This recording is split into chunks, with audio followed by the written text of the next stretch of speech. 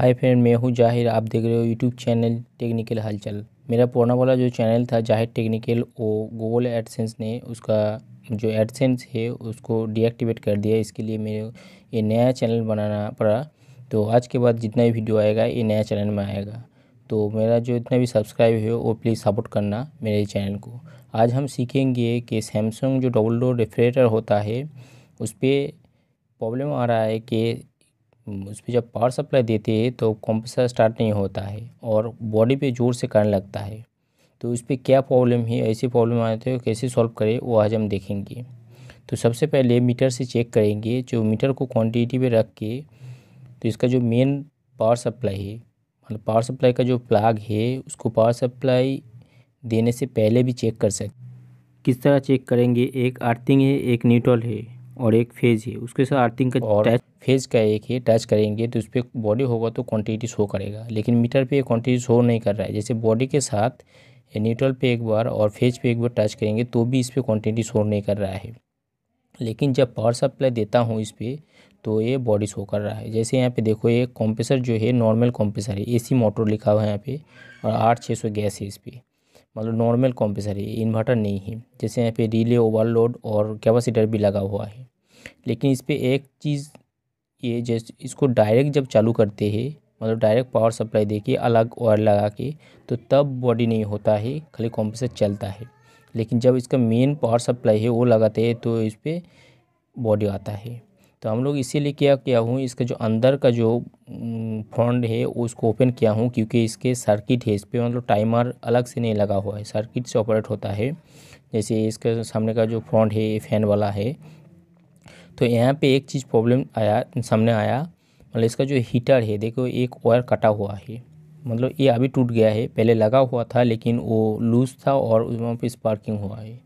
तो जब power supply देते हैं तो हीटर पे सप्लाई आने के वजह से तो हीटर का जो बॉडी है, जैसे यहाँ पे देखो मीटर पे अभी क्वांटिटी शो कर रहा है, जो वायर कटा हुआ है उस पर भी शो कर रहा है और दूसरा जो वायर है उस पर भी शो कर रहा है। तो इसको पावर सप्लाई भी चेक करके देखेंगे तो कहाँ पे प्रॉब्लम है, मतलब सीरीज लाइन पे। सीरीज कैसे होता है, होल्डर का कोई भी एक वायर कट करके अब दो वायर एक संग अटैच करेंगे तो वो सीरीज बन जाता है।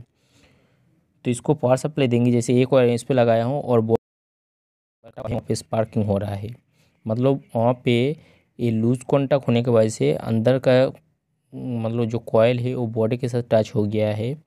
तो इसके लिए बॉडी हो रहा था। तो इसको आज हम चेंज करेंगे। किस तरह चेंज करेंगे और चेंज करने का तरीका क्या है, सही तरीका क्या है, वो आज हम इस वीडियो में डिटेल्स में देखेंगे। वीडियो को स्किप मत करना क्योंकि इसमें बहुत कुछ सीखने को मिलेगा। जैसे ये वाला हीटर था उस पर, लेकिन ये वाला हीटर नहीं मिला है, तो इसके लिए हम लोग दूसरा पुराना वाला हीटर, हम लोग यहाँ पे एक ग्लास वाला हीटर यूज़ करेंगे, क्योंकि पुराना वाला जो हीटर लगा हुआ था उस पर वो वाला हीटर नहीं मिला है।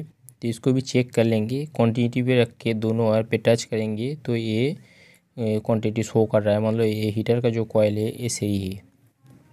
ये जो हीटर है ये इंची के हिसाब से मिलता है, मतलब ये लंबाई में भी थोड़ा छोटा है इस पर।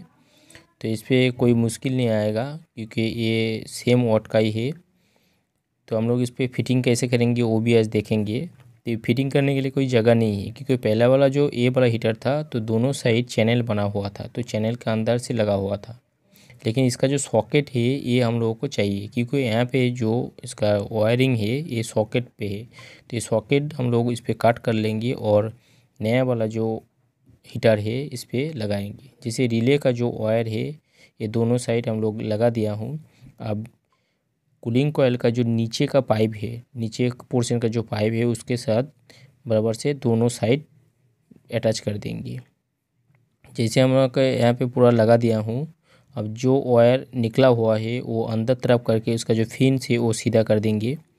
जैसे अभी भी एक कॉयल बाहर लगा हुआ है, तो इस हालत में हम लोग क्या करेंगे, अभी इसका जो सिस्टम है ये जो फिन्स है इसको पहले सीधा कर लेंगे, फिर मशीन को चालू करेंगे। क्योंकि चालू करके देखेंगे कि सही तरह से कंप्रेसर और इसका जो हीटर है ये ना, हीटर का वायरिंग अभी नहीं करेंगे कि हीटर की जगह दूसरा एक चीज़ लगाएंगे। तो वो क्या लगाते हैं आज हम देखेंगे। आप उस पर देख सकते हैं, मतलब कोई भी ऐसे हीटर का प्रॉब्लम है, मतलब आपका जो हीटर का लाइन है उस पर पावर सप्लाई आ रहा है कि नहीं, मतलब हीटर सही तरह से काम कर रहा है कि नहीं, वो भी देखेंगे। इसमें पहले क्या हो रहा था कि लाइन देने के साथ साथ कंप्रेसर तो स्टार्ट नहीं हो रहा था, लेकिन हीटर ऑन हो जाता था, वो भी चेक हो जाएगा। तो वो किस तरह करेंगे वो देखेंगे। जैसे यहाँ पे देखो नीचे का जो पानी का जो ट्रे है उससे थोड़ा ऊपर है, मतलब एकदम ट्रे पे सटा हुआ नहीं है, मतलब कोई मुश्किल नहीं होगा इस पर। तो इसको हम लोग चालू करेंगे। चालू करने से पहले ये जो वायर है अभी हीटर का नहीं लगाएंगे, तो इसके साथ क्या करेंगे, इसका पुराना वाला जो सॉकेट है उसको वायर कट कर लिया हूँ और एक होल्डर लगा दिया हूँ वही जगह पे, हीटर के जगह पे। तो इस पर क्या होगा, जब चालू करेंगे तो ये बल्ब नहीं जलना चाहिए, कंप्रेसर ऑन होना चाहिए। जैसे अभी देखो ये कंप्रेसर ऑन हो गया, अभी बल्ब बॉडी भी नहीं है। जैसे अभी देखो ये बॉडी नहीं है। पहले क्या हो रहा था, यहाँ पे टेस्टर भी बहुत ज़ोर से जल रहा था और हाथ लगाए तो मतलब बहुत ज़ोर से करंट लग रहा था। मतलब अर्थिंग नहीं होता तो कैसे करंट लगता है, उसी सबसे नहीं, बहुत ज़ोर से करंट लगता है। डायरेक्ट करंट सप्लाई पे जो हाथ लगाते हैं तो जिस तरह करंट लगता है उस तरह इस पर करंट लगता था। तो ये कंप्रेसर चल रहा है, कंप्रेसर का आवाज़ भी हो रहा है। जैसे अभी देखो पहले हीटर कंप्रेसर स्टार्ट नहीं हो रहा था, हीटर चालू हो जाता था, लेकिन अभी यहाँ पे हीटर के जगह पे ये पावर सप्लाई दिया हुआ है तो ये सप्लाई आ जाता था यहाँ पे। तो ये क्या होता था, ये बल्ब जलता था। बल्ब नहीं जल रहा है, मतलब पावर सप्लाई नहीं आ रहा है, मतलब हीटर सही तरह से काम कर रहा है, मतलब हीटर ऑन नहीं हो रहा है, मतलब सही है अभी। क्योंकि कंप्रेसर ये ऑटो, अभी देखो फैन भी चल रहा है, मतलब फैन तो चलेगा, तो फैन चल रहा है, सही है अभी। मतलब हीटर पे सप्लाई अभी नहीं आना चाहिए, ये ऑटो होने के बाद डिफ्रोस्ट करने के लिए हीटर ऑन होगा। जैसे यहाँ पे देखो सिस्टम चालू है तो यहाँ पे आइस आना चालू हो गया, मतलब कूलिंग हो रहा है, मतलब सिस्टम सही तरह से काम कर रहा है। तो इस पर हम क्या करेंगे, अभी इसको बंद कर देंगे। बंद करने के बाद पूरा जो सिस्टम है इसको फिटिंग कर लेंगे। तो उससे पहले हीटर का जो वायरिंग है इसको हम ज्वाइन करेंगे। ज्वाइन करने के लिए इसका जो पुराना वाला सॉकेट है इसके साथ एक्स्ट्रा वायर लगाया हूँ, क्योंकि पुराना वाला जो सॉकेट था वायर छोटा था और नया वाला जो हीटर का वायर है ये छोटा है। तो इसके लिए दोनों वायर कट कर लेंगे और ज्वाइन कर देंगे। जैसे अभी देखो ये ज्वाइन हो गया दोनों वायर, और कॉइल को भी अंदर तरफ बिठा दिया हूँ। अब ये सॉकेट जो है इसी तरह से लग जाता है। अब ये जो वायर है यहाँ पे साइड करके ये जो सेंसर का केबल है इसके साथ तार से बांध देंगे, मतलब इसका जो टाई है उसके साथ बांध देंगे। तो ये फिटिंग करने के बाद हम लोग का जो फ़ैन का जो पोर्शन है ये लगाएंगे। ये जो फ़ैन है ये 12 वोल्ट डीसी मोटर है इस पर, क्योंकि ये पहले बोला हूँ कि इस पर टाइमर नहीं है, डायरेक्ट सर्किट नहीं है, मतलब डायरेक्ट टाइमर नहीं है, तो सर्किट से ऑपरेट होता है। तो ये बिठाने के बाद इसको और एक बार चालू करेंगे और देखेंगे ये सही तरह से काम कर रहा है कि नहीं। जैसे ये बिठाने के टाइम यहाँ पे नीचे जो इसका डॉक बना हुआ है, पहले नीचे डॉक तरफ बिठाने के बाद ऊपर तरफ जो गैप रहता है वो पीछे तरफ पुश करेंगे तो ये जो फ्रंट है ये बैठ जाएगा। फिर दो होल लग रहे हैं वहाँ पे स्क्रू लगा के टाइट कर देंगे। और इस सामने का फ्रंट में भी एक ट्रे है, इस पर बिठा के 2 स्क्रू लगा देंगे तो ये भी कंप्लीट हो जाएगा पूरा। इसको भी लगा लेते हैं हम लोग, फिर चालू करेंगे।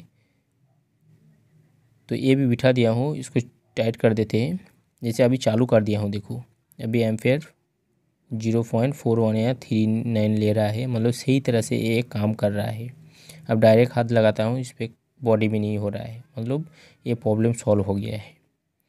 मतलब इस तरह आपका जो डबल डोर का सिस्टम है जिस पे सर्किट है उस पर भी जिस तरह काम कर सकते हो, जिस पे सर्किट नहीं है टाइमर लगा हुआ है उस पर भी इस तरह ही आप चेक करेंगे एक एक करके, तो आपका जो प्रॉब्लम है वो समझ आएगा। जैसे यहाँ पे देखिए ये वाला जो सर्किट है उस पर ये सर्किट से ऑपरेट होता है। तो इसको भी हम लोग बिठा देंगे। बिठाने के बाद मतलब फिर थोड़ी देर चलने देते हैं, क्योंकि ये क्या है डिफ्रोस्ट डबल डोर जो सिस्टम है ये लॉन्ग टाइम 8 घंटा चलता है, उसके बाद ही इसका कूलिंग पे फ़र्क पड़ता है, मालूम पड़ता है, फिर उसके बाद डिफ्रोस्ट होता है। तो आशा करता हूँ वीडियो अच्छा लगा तो प्लीज़ सब्सक्राइब एंड लाइक करना और बेल नोटिफिकेशन को ऑन करना।